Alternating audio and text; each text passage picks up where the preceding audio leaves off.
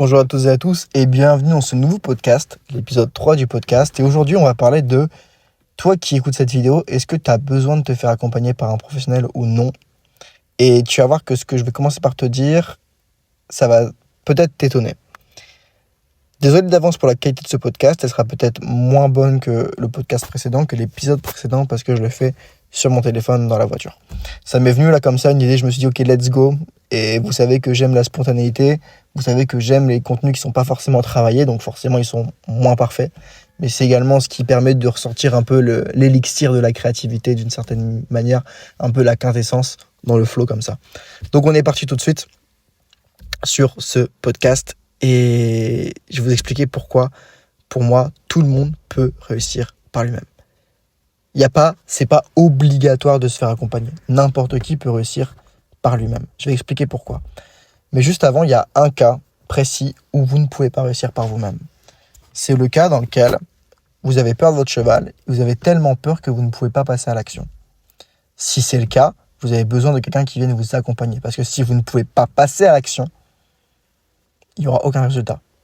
Car vos actions d'aujourd'hui précèdent vos résultats de demain. Et dans ce cas-là, faites appel à quelqu'un en physique. Moi, je ne travaille pas en physique. Alors si, je fais un travail en physique, mais c'est réservé à une clientèle vraiment haut de gamme et professionnelle parce que mes tarifs sont très chers pour le travail en physique. Parce que moi, mon business, c'est principalement l'accompagnement à distance. Je ne suis pas un comportementaliste. Je ne viens pas travailler les chevaux pour les gens. Je le fais parfois si le projet m'intéresse et avec quand même un tarif assez élevé. Moi, mon activité principale, c'est le coaching à distance. Je suis mentor équestre. Je ne suis pas comportementaliste. Je ne viens pas chez les gens pour travailler leur cheval et régler les problèmes pour eux. J'apprends aux gens à le faire par eux-mêmes. Et c'est pour ça que je sais que la plupart des gens peuvent réussir par eux-mêmes. Parce qu'aujourd'hui, j'ai coaché beaucoup de gens. Il y en a que j'ai pas coaché, mais qui m'ont donné des nouvelles au fur et à mesure et qui ont réussi par eux-mêmes, et d'autres qui n'ont pas réussi par eux-mêmes. Et du coup, aujourd'hui, je vais expliquer qu'est-ce qui fait que certaines personnes vont réussir par eux-mêmes et d'autres pas. J'en ai déjà parlé dans la vidéo sur le guide de la gestion émotionnelle chez le cheval, où j'explique que si tu sais pas c'est quoi les étapes, c'est quoi les process, c'est quoi les exercices, tu ne peux pas réussir par toi-même, tu as besoin de te faire accompagner. Mais tu peux trouver ces réponses-là par toi-même. Mais juste avant, je voudrais parler d'un truc qui est important, c'est que pourquoi est-ce que je dis que n'importe qui, entre guillemets, peut réussir par lui-même? Pourquoi est-ce que je dis ça? D'où est-ce que ça vient? Parce qu'on a des gens qui bloquent. Et en fait, parce qu'aujourd'hui, on vit dans un monde où il y a Internet, on vit dans un monde où il y a même l'intelligence artificielle, et l'accès à l'information n'a jamais été aussi simple. On n'est plus dans les années 1800, 1700, 1600, où les seuls mecs qui étaient bons dans les chevaux, c'était peut-être le maréchal là-bas, le chevalier là-bas, et si tout le monde pensait pareil, on était dans la merde, il fallait faire des kilomètres, parfois des jours à cheval, pour rencontrer d'autres personnes. Et du coup, forcément, Internet a permis de mettre en commun les relations, les connaissances, et donc ça aille beaucoup plus vite en termes de transmission, d'information et d'enseignement. C'est une petite phase historique pour vous dire que, en fait, aujourd'hui, l'information elle est disponible facilement et partout. Et c'est très bien, parce que du coup, vous avez accès à toute l'information. Donc le problème n'est plus l'information.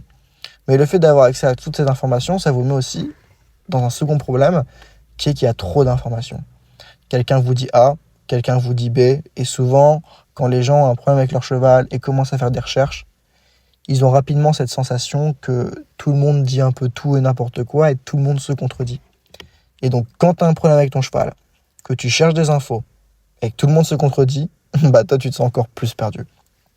Et c'est pour ça qu'avoir un mentor, c'est important parce qu'en fait, un mentor, il va agir comme un filtre. C'est comme tu as l'eau de la piscine, ok, elle est nettoyée, elle est sale, et en fait, tu as un filtre qui enlève toutes les bactéries, tous les trucs. Un mentor, c'est pareil. Il enlève toutes les bactéries, tous les trucs. Alors, c'est quoi les bactéries dans le cadre du coaching des chevaux? S'il va pas te donner toutes les informations qui ne servent à rien, il va te donner uniquement les informations dont tu as besoin qui vont marcher pour toi par rapport à ta situation. Pourquoi? Parce qu'en fait, lui, l'information, il y en a aussi. Toi aussi, tu en as. Mais la seule différence, c'est que lui, il a l'expérience. C'est-à-dire que lui, il sait que est-ce que cette information-là, elle va marcher pour toi à ce moment-là ou pas. Et pourquoi? Parce qu'il a vu beaucoup de chevaux, parce qu'il a accompagné beaucoup de personnes.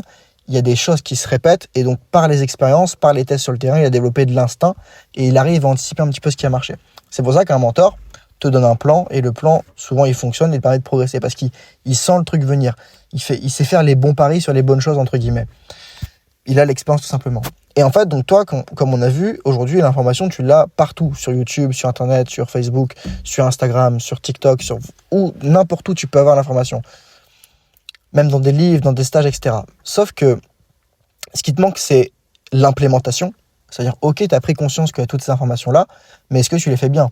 Et ça, je m'en rends compte. Mes élèves, dans mon académie, par exemple, ils ont une formation en ligne. On leur explique comment faire les déplacements de hanches, etc. Il y en a, ils ne savent pas le faire. C'est pas grave. Mais c'est pour vous montrer que avoir l'information seule ne suffit pas. Mais du coup, derrière, moi, je passe, je leur corrige, je leur dis, bah là, ça marche pas parce que ton corps, il est comme ça. Fais plutôt ça. Parfois, j'aime peut-être leur faire même un autre exercice pour qu'ils comprennent le mouvement. Et ça débloque la situation. Qu'est-ce que je fais? Grâce à ils ont l'information, mais grâce à mon expérience, je leur apporte comment faire l'implémentation. Et beaucoup de gens pensent qu'ils ont fait du travail à pied, mais ils l'ont fait mal, par exemple. Donc, on voit, il y a plein de choses. Il y a l'information que tout le monde a. Il y a l'implémentation que tu n'es pas sûr de faire. Il y a toutes ces choses-là. Et il y a aussi l'expérience. Savoir ce qui a marché, ce qui n'a pas marché. Et en fait, un mentor, surtout, tu vas le prendre pour l'expérience. Car son expérience va te permettre de gagner du temps. Car, je m'explique. Imagine demain, tu as un cheval qui est stressé. Et tu commences à décider de le travailler. Donc, tu vas essayer telle vidéo que tu as vue sur YouTube. Telle vidéo que tu as vue sur YouTube. Donc, tu vas essayer des choses petit à petit. Et déjà, il faut que tu saches si ce que tu fais, ça marche pas parce que tu l'as mal fait ou parce que c'était juste pas adapté à ton cheval. Donc, il faut déjà comprendre pourquoi ça marche pas. Donc, déjà là, c'est un gros travail. Mais, encore une fois, tu peux y arriver tout seul. On va en reparler après. Ensuite, une fois que tu trouves ce qui marche et ce qui marche pas pour ton cheval, il faut tester beaucoup de choses. Il faut faire des expériences. Et en fait, par essai-erreur, tu vas commencer à trouver ce qui marche. Mais sauf que entre tous ces essais et ces erreurs, tu vas avoir des phases où tu vas faire des erreurs. Et ces erreurs, soit elles vont stagner ta progression, soit elles vont même parfois te faire reculer si tu fais vraiment des grosses erreurs. Ce qui fait que quand tu seras dans ces moments où ça bloque, tu vas pas savoir quoi faire, et ben là, tu vas te mettre à douter. Est-ce que vraiment je peux y arriver? Est-ce que vraiment mon cheval peut y arriver? Est-ce que vraiment c'est pas un cas particulier? Tu vas commencer à avoir des pensées comme ça de doute. Ce qui est normal. Tu es sur le terrain, tu fais des actions, tu n'es pas payé par tes actions, tu te dis attends, il y a un truc qui va pas. Et c'est totalement normal, genre le cerveau est fait pour fonctionner comme ça. Mais non, c'est dans ces moments-là où il faut persévérer. Et si tu es quelqu'un qui n'a pas trop confiance en soi, qui a tendance à avoir une faible estime de soi, et il n'y a pas de jugement là-dessus, quelqu'un qui est stressé, etc., il n'y a pas de jugement, mais dans ces moments de doute, c'est là où il y a de fortes chances que tu abandonnes. Parce que le risque, c'est que quand on doute trop souvent, et pendant trop longtemps, le cerveau peut lâcher prise sur le doute. La douleur du doute est tellement énergivore que le cerveau commence à accepter la situation. Et donc là, vous passez de « Ah, vraiment, je ne sais pas si je vais vraiment arriver » à « Ah, de toute façon, je n'y arriverai pas ». Et c'est accepté dans votre cerveau. Et en fait, du coup, la douleur est moins forte. C'est un mécanisme de défense. Et en fait, je vous explique ça parce qu'il y a beaucoup de gens qui achètent un cheval, qui ont un problème avec leur cheval, et qui essayent, qui n'y arrivent pas, et qui décident de se dire, ah bah, il sort pas en balade avec les autres chevaux, enfin, il sort pas en balade seul parce qu'il n'arrive pas à séparer les troupeaux. Bon, bah, c'est pas grave, je vais me contenter de balade en groupe. Et en fait, ils vont se contenter parce que leur cerveau accepte le truc. Mais en réalité, quand elles ont acheté leur cheval, ces personnes, elles pensaient pas à faire que des balades en groupe. Ce qu'elles voulaient, c'est avoir leur cheval, vivre leur relation, avoir ce sentiment de liberté, d'aller où tu veux, de connexion, juste elle et l'animal, juste elle et le cheval. Peut-être même qu'elles ont eu cette idée pendant une balade en vacances, peut-être même en centre équestre, ou peut-être même avec une amie, un ami. Et un jour, elles ont eu cette idée de plus tard, j'aurai mon cheval et je vais faire ça. Et aujourd'hui, en fait, elles ont leur cheval, mais elles ne font pas ce qui était prévu à la base. Elles ne sont pas en train de réaliser leurs rêves. Juste parce qu'elles se sont mis dans la tête que c'était impossible. Et c'est pour ça que quand on est seul, trop longtemps, qu'on n'a personne qui nous soutient, et c'est le rôle d'un mentor. Attention, un mentor n'est pas là pour faire des câlins. Un mentor n'est pas là pour faire des bisous. Un mentor n'est pas là pour dire des mots doux. Un mentor est là pour te donner une structure qui va faire que chaque jour, tu te sentes avancer. Mais il n'est pas là pour discuter avec toi, être ton psychologue. Il est là pour te faire avancer dans un processus sur le cheval. Si tu as besoin de parler avec les traumatismes et tout, c'est pas le rôle d'un mentor, c'est le rôle d'un psychologue. C'est pour ça que moi, quand je travaille avec des gens, je vérifie qu'ils sont prêts à se faire accompagner. Quand j'ai quelqu'un qui me dit trop, il faut que je fasse un travail sur moi, mais tu comprends, j'ai des traumatismes, mais tu comprends machin. Et je suis pas en train de dire que c'est faux et de dénigrer ça. C'est juste que Mon métier, c'est d'aider les gens à développer la gestion émotionnelle chez leur cheval pour qu'il soit calme et serein en toute situation. Et oui, il y a un travail sur le cavalier. Mais mon but, c'est pas d'aller régler vos traumatismes profonds. Et donc, c'est pour ça que moi, je travaille uniquement avec des gens qui sont prêts à passer à l'action. Des gens qui sont prêts à être dans l'action et qui sont pas bloqués dans la réflexion à dire « je n'ai pas le budget, je dois travailler sur moi, c'est parce que je manque de confiance en moi, je pense que je peux y arriver tout seul. » Parce que oui, vous pouvez tous y arriver tout seul. On va en reparler. Mais il y en a, ça fait 8 ans, ils pensent pouvoir y arriver tout seul et ils n'ont toujours pas réussi tout seul. Donc vous voyez, il y a beaucoup de choses, beaucoup de choses à prendre en compte dans tout ça. Donc tout le monde peut y arriver seul, mais est-ce que tout le monde peut vraiment y arriver seul ? Moi, je pense que tout le monde peut vraiment y arriver seul. Mais en fait, quelqu'un qui va abandonner, parce qu'il y a des gens qui abandonnent sans s'en rendre compte quand ils acceptent que le cheval est comme ça, par exemple. Mais ça, c'est des gens avec qui je travaille pas parce que c'est des gens qui n'ont pas vraiment envie de s'en sortir dans le fond. De toute façon, ils ont accepté. Ils sont plus dans cette envie d'eux. Ils ont renoncé. En fait, ils ont abandonné. Ça fait pas d'eux des mauvaises personnes, mais ça fait d'eux des gens qui ont abandonné. Et ils le regretteront. Ils le regretteront plus tard. Parce que 1 an, le cheval, ça va pas, 2 ans, 3 ans. Puis 3 se transforme rapidement en 6, puis 6 rapidement en 12. Et puis un jour, on a fermé les yeux, on les ouvre. Il s'est passé 15 ans, le cheval ne peut plus, il est en retraite, il peut plus être monté. Parce qu'on s'est habitué au truc. Et ça arrive sans s'en rendre compte. Regardez, vous avez forcément des bonnes ou des mauvaises habitudes. Surtout les mauvaises habitudes en général. Elles s'installent dans notre vie sans qu'on s'en rende compte. Et là, on se rend compte que, ah putain, mais en fait, regardez des mauvaises habitudes que vous avez actuellement. Vous en avez forcément. Et dites-vous quand est-ce que ça a commencé pour la première fois. Et vous allez voir, ça va vous paraître tellement loin. Il peut se passer la même chose avec votre cheval. Donc c'est ça aussi en fait est-ce que je suis prêt à le faire seul ? Est-ce que j'ai le mental aussi ? Parce que imaginez que vous abandonnez pendant 2 ans, puis après vous voulez revenir. Donc le temps va passer. Donc tout le monde peut arriver seul, mais ça va pas être facile. Et le point que j'aimerais, on va dire, pas finir, mais qui est essentiel de cette vidéo, c'est de comprendre que moi je crois sincèrement, et je suis coach en plus, je vends de l'accompagnement, donc ce que je vous dis, c'est en termes de marketing, c'est limite me tirer une balle dans le pied de dire ça. Il y a des gens, ils sont en mode oui, non, tu peux pas arriver tout seul, t'es une merde, il faut que tu travailles avec moi. Moi, je suis pas comme ça m'intéresse pas. Mais ce qu'il faut comprendre, c'est que tout le monde peut arriver tout seul, mais à quel prix ? Et en fait, là, on arrive dans une discussion que j'avais avec un ami il y a pas longtemps. C'est qu'en fait, dans la vie, il y a 2 types de personnes. Il y a ceux qui valorisent plus leur temps et il y a ceux qui valorisent plus leur argent. Je vais vous donner un exemple. Mon pote, il est kiné, il travaille avec une équipe, un club de foot professionnel.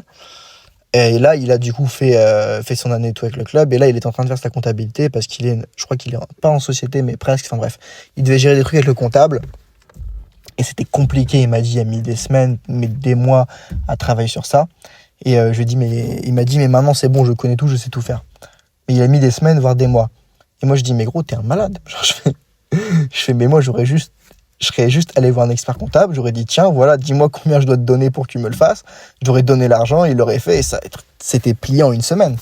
Et lui il a mis plusieurs semaines, plusieurs mois. Donc il me dit oui je connais tout, oui mais tu connais tout mais tu vas tout oublier parce que c'est pas des trucs que tu vas repratiquer tout le temps et ça t'a pris plein de temps tu vois.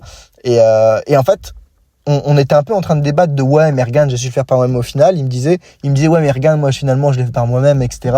Ça m'a pris le temps mais maintenant je sais le faire. Et moi j'étais en mode ouais mais ça t'a pris tout ce temps, je t'avais juste payé. Et en fait on en est venu à la conclusion que ce qui faisait qu'on n'arrivait pas à se comprendre entre guillemets et à se mettre d'accord, enfin on se comprenait mais on n'était pas d'accord, c'était qu'en fait on avait des visions de la vie qui étaient différentes. C'est-à-dire qu'en fait lui dans sa vie il valorisait plus entre guillemets, je dis pas que c'est son cas en général mais en tout cas sur cette position-là, il valorisait plus son argent que son temps. Parce qu'il a été prêt à passer des heures, toutes les semaines, pendant plusieurs semaines, pour faire sa compta. Et en fait, parce qu'il devait trouver des trucs juridiques et tout. Alors que si il est allé voir un expert comptable, il aurait dit, tiens, je te donne l'argent, prends l'argent et fais-le. C'est ton métier, tu le feras plus vite et tu le feras mieux que moi. Donc, et en fait, c'est juste ça. Lui, dans cette situation-là, il a beaucoup plus valorisé son argent que son temps. Et moi, dans la même situation, je valoriserais beaucoup plus mon temps que mon argent. Et je le fais déjà. Sur tous les gens qui me payent, qui travaillent avec moi, il y a une société qui prend 1%. Parce que j'ai automatisé les paiements. Et il y a une société de paiement qui gère les paiements par elle-même, mais elle me prend 1%. Alors oui, ça fait pas mal d'argent au final sur une année, enfin pas mal. Ça fait, j'ai jamais calculé, mais je préfère pas calculer d'ailleurs, mais ça fait quand même pas mal. Mais en fait, ma compta me prend 1 heure par mois. Alors qu'il y en a, ils vont économiser ce pourcentage-là, peut-être récolter peut-être que centaines, quelques milliers d'euros en plus, mais ça va leur prendre peut-être 2-3 heures par semaine, voire plus, parce qu'il faut relancer les gens, etc. Et en fait, c'est juste des mindsets différents. C'est est-ce que tu valorises plus ton temps ou est-ce que pour toi, c'est plus important ton argent? Et quand on est jeune, on valorise toujours beaucoup plus son argent parce que quand on est jeune, souvent, on n'a pas de thunes. Donc, on fait gaffe. Mais quand on grandit, quand on vieillit, quand on prend maturité, on se rend compte de l'importance du temps et du coup, en fait, on veut plus perdre son temps sur des choses. En tout cas, c'est ce que je remarque sur les gens que je rencontre qui sont inspirants, qui ont beaucoup d'ambition dans la vie, qui ont des vies qui m'inspirent. Ils valorisent plus leur temps que leur argent. Très, très souvent. Et c'est souvent les gens les plus heureux en plus. Donc, il y a toutes ces choses-là dont j'ai pris conscience. Et en fait, avec mon pote, on se disait, en fait, voilà, c'est juste des visions de la vie différentes. Mais il n'est pas comme ça pour tout. Sur ce point-là, il était comme ça. Et pourquoi est-ce que je vous parle de ça? Pour faire le lien avec les chevaux, c'est que, en fait, il y a des gens, ils vont être prêts à perdre 3, 4, 5 ans à essayer. Et en plus, au-delà du temps qu'ils perdent, en fait, il y a plusieurs conséquences. Parce que non seulement tu as passé 3, 4, 5 ans. Donc, c'est 3, 4, 5 ans que tu passes à pas faire ce que tu veux avec ton cheval parce que tu essayes juste de régler le truc. D'accord? Et non seulement, alors je vais pas prendre 3, 4, 5 ans parce que ça peut faire gros, on va juste prendre entre 1 et 3 ans. Donc non seulement c'est 1 à 3 ans que tu passes à faire des trucs que t'aimes pas, parce que tu bosses le cheval, en plus c'est pas du kiff, t'es dans le dur, parce que tout le temps tu doutes, parce que tu fais des erreurs, en plus tu recules, donc t'es tout le temps dans le doute, tout le temps dans le stress, tout le temps dans la peur, et tu prends le risque du coup de tellement finir dégoûté de ça, que tu vas juste accepter la situation. Donc il y a ça à prendre en compte. Et au-delà de ce temps que tu prends pas de plaisir, c'est des années que t'as plus avec ton cheval en fait. Imagine aujourd'hui ton cheval il a peut-être 15 ans. Peut-être aujourd'hui, tu vois, ton cheval peut-être. On va prendre 2 cas pour que ça parle à un maximum de gens. Imagine ton cheval aujourd'hui il a 15 ans et tu décides de te rendre compte que ton cheval en fait il est pas sensible, on t'a dit des conneries, c'est juste qu'il manque de gestion émotionnelle. Et du coup, tu découvres mes vidéos et tu as envie de développer ça chez lui. Et tu te dis, je pense pouvoir y arriver tout seul. Et oui, tu peux y arriver tout seul, comme j'ai dit. Mais peut-être t'as pas les compétences, peut-être t'as pas l'expérience, t'as pas le feedback en plus, donc ça va te freiner. Tu vas peut-être prendre entre 1 et 3 ans pour régler le problème. C'est que ton cheval, il va peut-être avoir 18 ans. Donc, c'est un cheval qui se rapproche de la retraite. Et en fait, c'est 3 ans que tu as perdu à essayer tout seul. Alors que si tu avais mis le prix d'un accompagnement, tu aurais gagné ces 3 ans en fait. Et ça aurait été 3 ans de bonheur en plus. Donc en fait, ce que ça vous coûte, c'est pas juste de l'argent. Vous allez peut-être économiser de l'argent à pas prendre de coaching. Mais ça va vous coûter en temps passé avec votre cheval. Et j'imagine que si vous avez acheté un cheval, si vous payez pour un cheval, c'est quand même un budget, c'est que c'est quelque chose qui est important pour vous. C'est que vous avez envie de passer du bon temps avec le cheval. Donc pourquoi ne pas aller au bout de l'idée et prendre cet accompagnement qui peut-être va vous aider. Qui va vous aider vous, parce que je parle de vous depuis le début, mais votre cheval aussi. Parce que permettre au cheval de gérer ses émotions, j'en ai déjà parlé dans d'autres vidéos, mais c'est le plus beau cadeau qu'on puisse lui faire. Le cheval est une proie. Je ne vais pas refaire tout le discours de l'équitation éthologique, mais lui permettre à une proie de savoir gérer ses émotions pour être calme et sereine dans toute situation, c'est un cadeau de la vie. C'est un cadeau presque divin. Vous permettez à un animal qui est né pour se dire tout le temps où est le danger, de se dire ok, tout va, ça va, tout va bien. C'est un cadeau. Et pendant ces 1 à 3 ans où vous allez galérer avec le cheval si vous essayez seul, il y a aussi le risque que votre cheval, pendant ce temps-là, lui, il passe pas des bons moments.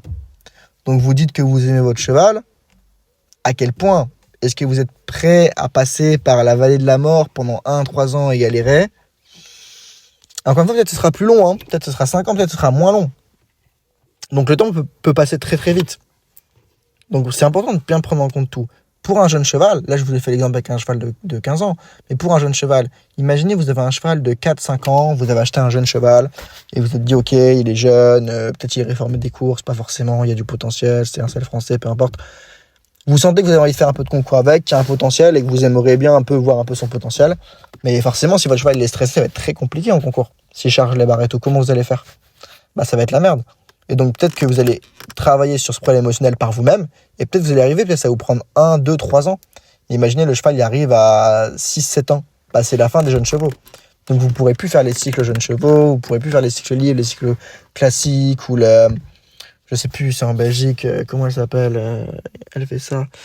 C'est STX, je crois. STX en Belgique, c'est les jeunes chevaux niveau professionnel. Enfin bref, il y a plein de trucs différents pour ceux qui sont en Belgique et écoutent la vidéo. Vous voyez de quoi je parle. Donc c'est du temps qui passe, et en fait vous pouvez plus revenir en arrière. Et c'est con ce que je dis, et je dis pas ça pour que vous travaillez avec moi, hein. Honnêtement, que vous travaillez avec moi avec quelqu'un d'autre à la fin de cette vidéo, enfin de ce podcast plutôt, moi je m'en fous. Ça change rien à mon business. Mais le but de ce podcast, c'est de vous faire prendre conscience de la globalité des choses. Parce que oui, vous n'avez pas forcément besoin d'un accompagnement, oui, vous pouvez y arriver par vous-même. La question c'est que si vous ne payez pas le prix d'un accompagnement, qui se paye en argent, est-ce que vous êtes prêt à payer le prix de ne pas prendre l'accompagnement, qui est des doutes, de la peur, du temps qui passe et qui ne peut pas être récupéré? Si pour vous c'est ok d'accepter ce coup-là, faites-le tout seul. Il y a des gens pour qui c'est ok. Il y en a pour qui c'est pas ok. Et on pourrait même aller plus loin. Tout à l'heure, je disais qu'est-ce que tu valorises le plus? Ton argent ou ton temps? Et là, on pourrait dire qu'est-ce que tu valorises le plus? La relation avec ton cheval ou ton argent? Et encore une fois, si vous valorisez plus votre argent que la relation avec votre cheval, ça fait pas de vous une mauvaise personne. Mais c'est normal que vous galérez. Parce que, comme je l'ai dit en plein de vidéos, là, vous êtes en train de mettre les efforts au mauvais endroit. Vous ne choisissez pas le chemin le plus facile. Vous choisissez le chemin le plus difficile. Et effectivement, travailler avec moi, ça demande un investissement qui est important. Je l'assume, voilà. Je pense que peut-être aujourd'hui dans le marché, dans le monde du cheval, je suis peut-être un des plus chers actuellement. Mais, du coup, forcément, j'ai beaucoup moins de clients que la plupart des gens, mais ça me permet de faire des accompagnements qui sont beaucoup plus ciblés, qui sont avec du one-one. Et du coup, oui, mon accompagnement, il coûte cher. Oui, c'est un tarif important. Mais en fait, moi, je trouve que la vie est bien faite et que les choses sont bien faites. Parce que quand c'est quelque chose d'important, on est prêt à mettre le prix qui est important. Quand c'est quelque chose qui n'est pas important, on va mettre un prix qui n'est pas important. Et quand je dis important, c'est par rapport à nous. D'accord ? Il y a des gens, moi j'ai des amis, mettre 10, 15, 20, 30 000 euros dans une formation, pour eux c'est quelque chose de normal. Ils le font tous les ans. Ces entrepreneurs, ils se font coacher par d'autres coachs business parce qu'ils veulent grandir, etc. Moi-même, j'ai déjà pris de l'accompagnement dans le business.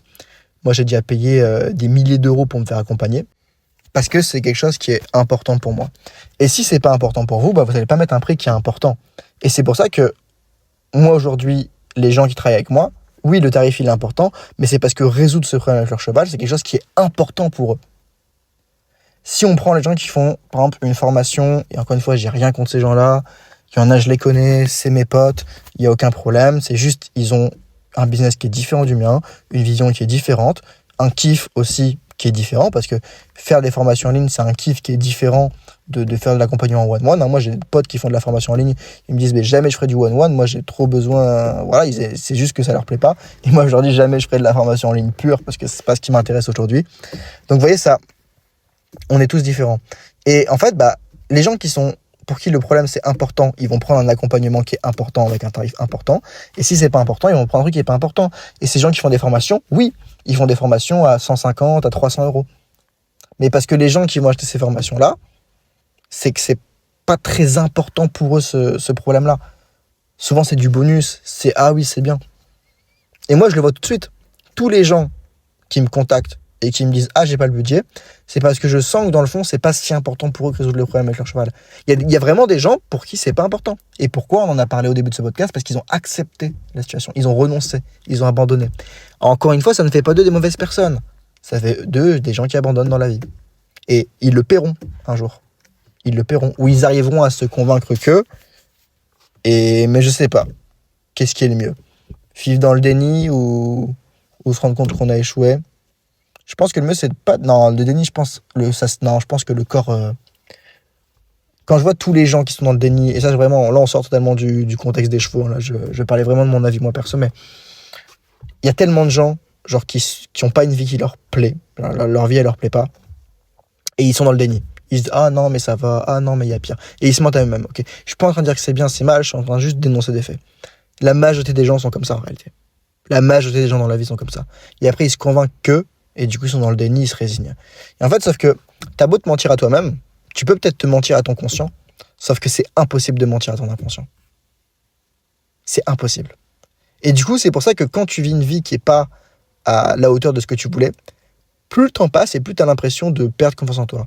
Parce qu'en fait, tu peux mentir à ton conscient, mais ton inconscient, lui, il est là, tu vois. Il est là. Et s'il voit que tu te respectes pas par rapport à tes projets, ton ambition et tout, c'est inconscient, mais tu le payes. Et du coup, comme on est dans le déni, on le sait aujourd'hui, quand les gens gardent trop de trucs pour eux, etc., et savent pas, enfin, ont pas forcément une vie alignée, ils sont pas forcément dans une bonne forme, dans une bonne énergie, et du coup, ça peut très très vite se répercuter sur des maladies. Et moi, je suis persuadé que tous les gens qui ont des migraines infernales, qui font je sais pas, je suis pas médecin, mais moi, j'ai connu beaucoup de gens qui avaient des maladies, des trucs rares que les médecins savent pas expliquer.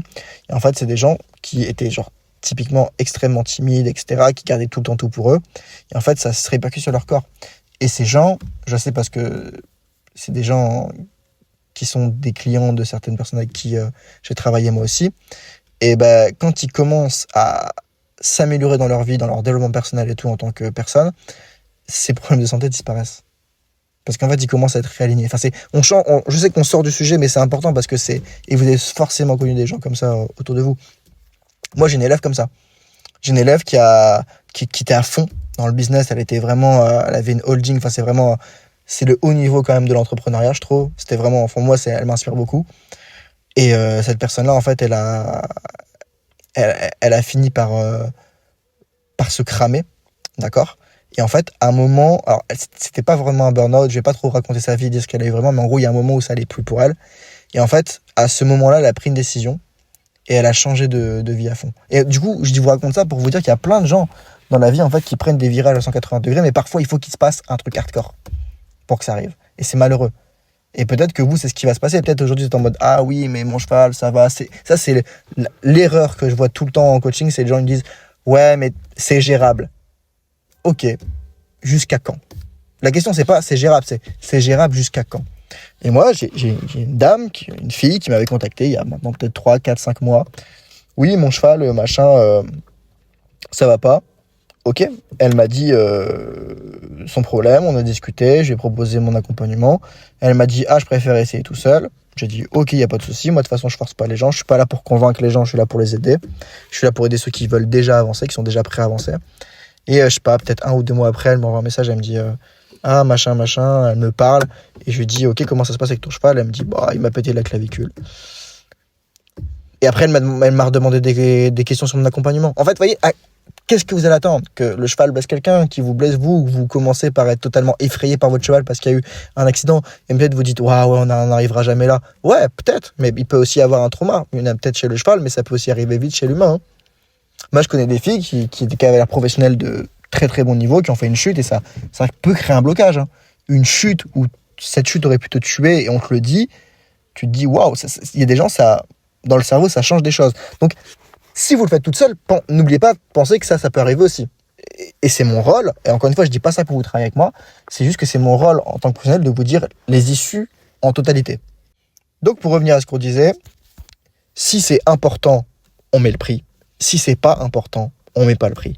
Et c'est pas grave, il n'y a pas de jugement. Mais c'est important d'être aligné avec qui on est, avec ce qu'on veut, et tout simplement d'avoir des actions en cohérence avec nos pensées. Si vous êtes quelqu'un qui dit « mon cheval, c'est mon bébé, c'est mon amour, c'est ma vie », mais qu'au final, vous n'êtes pas prêt à mettre dans un accompagnement pour vraiment l'aider lui et vous, c'est pas, vous êtes pas forcément une mauvaise personne, mais vous dites des choses et dans les actions, vous faites des choses qui sont différentes. Et ça, vous pouvez mentir à votre conscient, encore une fois, mais pas à votre inconscient. Et je dis pas ça pour vous faire peur. Encore une fois, que vous travaillez avec moi ou quelqu'un d'autre, ça change rien à ma vie. Genre, ça change rien à ma vie. De toute façon, je sais même pas comment les gens font pour tomber sur moi et concrètement comment ça se passe pour qu'ils travaillent avec moi. Donc, j'ai essayé de comprendre le truc pendant 1 an. Qu'est-ce qui faisait que des gens venaient travailler avec moi et d'autres qui venaient pas? J'ai rien compris. J'ai failli me cramer. Donc, j'ai dit, fuck, je fais ce que j'ai envie de faire. Si les gens ont envie d'être aidés, je les aide. S'ils ont pas envie d'être aidés, tant pis pour eux. Ils font ce qu'ils veulent, ils expérimentent et puis ou ils travailleront avec quelqu'un d'autre. Mais maintenant, j'ai plus envie de convaincre les gens. Je travaille que les gens qui sont prêts à avancer. Si je sens que quelqu'un n'est pas prêt à avancer, je le prends pas, quoi. Même des fois, il y a des gens qui réservent des appels avec moi. Et en fait, je peux confirmer ou annuler l'appel. Je sais pas, je vois les réponses, je vois que la personne, elle est pas investie, que je sens que c'est pas... Ou alors, elle est investie, mais je sens parfois même dans l'appel que c'est pas le genre de personne qui a une bonne énergie, avec qui moi, je vais aimer travailler. Et je la prends pas. Ça veut pas dire que je la laisse dans la merde, hein, mais je la réoriente vers quelqu'un ou je lui dis ça va pas le faire. Mais très souvent, les choses, le monde est quand même bien fait, les choses se font quand même. Quand il n'y a pas d'alignement, il n'y a pas d'alignement. Après, je sais pas, ça fait plus de 30 minutes que je fais ce podcast. Si vous êtes encore en train de m'écouter au bout de 30 minutes et j'ai beaucoup raconté ma vie, c'est que vous sentez qu'il y a quand même une petite connexion ou du moins un alignement entre mes pensées et les vôtres. Parce que du moins, il y a un fit. Ça fit quand même un peu, quoi. Donc c'est pour ça, moi, je cherche pas à convaincre les gens. Mais c'est important de vous dire les conséquences si vous voulez y arriver par vous-même, en fait. Tout seul. Donc voilà, je pense qu'on va terminer ce podcast sur ça. Donc pour résumer, est-ce que vous avez besoin d'un accompagnement? Non, pas forcément. Vous pouvez réussir par vous-même. Mais la question, qu'est-ce que vous êtes prêt à payer? Est-ce que vous préférez payer le prix d'un accompagnement et régler ça en 3 mois? Ou vous préférez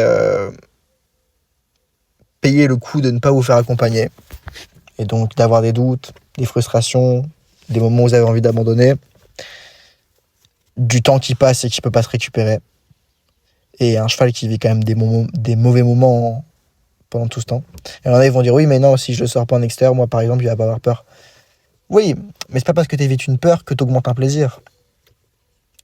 Ok, ton cheval, tu le sors pas en extérieur parce qu'il a peur de l'extérieur, ok, mais faire tout le temps carrière manège, bon, c'est pas... Il y a mieux quand même, tu vois, genre pour le moral, changer un peu d'activité, tu vois. Et faire travail à pied, longe et sauter, c'est pas trop d'activité. Enfin, faut montrer quand même des choses aux chevaux simples. Bon, ouais, c'est ma philosophie, hein. Je dis pas qu'il faut faire ça avec tous les chevaux, que j'ai raison et que les autres sont des cons qui font pas pareil. C'est ce que moi je fais, c'est ce qui marche pour moi, c'est ce que mes élèves font, c'est ce qui marche pour mes élèves. Et on prend tout en globalité pour le bien-être du cheval et les activités, avoir un planning, tout ça. C'est pour ça dans les accompagnements, mes élèves, ils ont leur planning. Ils savent chaque jour qu'est-ce qu'ils doivent faire, comment ils doivent le faire. En fait, du coup, ça règle ce problème de blaser le cheval, par exemple. Mais je leur apprends également à le faire pour que par la suite, ils soient autonomes et qu'ils aient plus besoin de moi pour faire ça. Mais vous voyez, c'est tout ça à prendre en compte. Donc ouais, au-delà de vous et de vos peurs, il y a aussi le moral du cheval, en fait. Et donc, faut penser à tout ça. Faut penser au coût. Est-ce que je préfère mettre un accompagnement? Et voilà. C'est une question. Qu'est-ce que je valorise plus? La relation avec mon cheval? Ou mon argent? Mon temps? Ou mon argent? C'est des questions à se poser. Et en fait, ce qui est important, c'est ça ne dira pas de vous, vous êtes une mauvaise personne. Comme je l'ai dit, il n'y a pas de jugement. Mon but, c'est de vous donner toutes les pistes. Et après, c'est d'essayer par vous-même et de vous prévenir sur, si tu fais ça, tu vas aller plus vite. En plus, ce sera plus fun. Et en plus, ton cheval, il va kiffer parce qu'il va lui aussi se sentir progresser de jour en jour. Si tu essayes toute seule, oui, tu peux y arriver. Mais il y a un prix à payer. Il n'est peut-être pas financier, mais au final, même s'il n'est pas financier, il est peut-être même plus cher encore. Ça dépend des gens. Ça dépend de ce qu'ils valorisent dans leur vie. Voilà, c'est la fin de ce podcast. J'espère que ça vous a plu. Pensez à vous abonner, à mettre le petit like, c'est important. N'hésitez pas à me mettre un commentaire pour me dire ce que vous avez pensé du podcast. Parce que c'est vrai qu'il n'y a pas beaucoup de gens qui écoutent le podcast. Et n'hésitez pas aussi à me dire en commentaire si vous avez des idées de podcast ou de sujets que vous voulez que je parle. Si ça m'intéresse, j'en parlerai avec grand plaisir dans un prochain podcast. Prenez soin de vous et je vous dis à la prochaine. Bye tout le monde.